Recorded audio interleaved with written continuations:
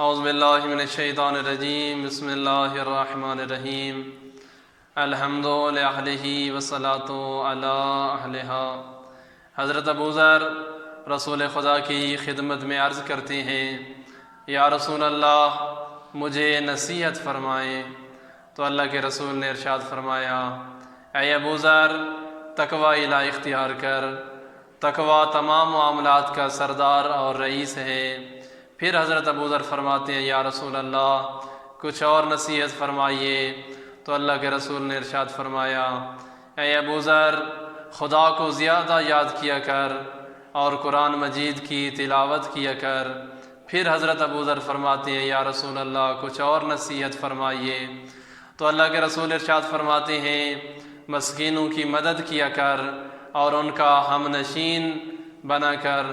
پھر فرماتے ہیں، یا رسول اللہ مجھے کچھ اور نصیحت فرمائیں۔ تو اللہ کے رسول نے ارشاد فرمایا، دوسرے لوگوں کے عیب تلاش نہ کیا کر۔ اللہ کے رسول فرماتے ہیں، اے ابو ذر عقل جیسی کوئی تدبیر نہیں ہے اور حرام سے رکنے جیسا کوئی تقوی نہیں ہے، حسن خلق جیسا کوئی حسب نہیں ہے۔ خداوند کریم سے دعا ہے کہ خداوند کریم ہمیں سیرت معصومین علیہ الصلوۃ والسلام پر عمل کرنے کی توفیق عطا فرمائے۔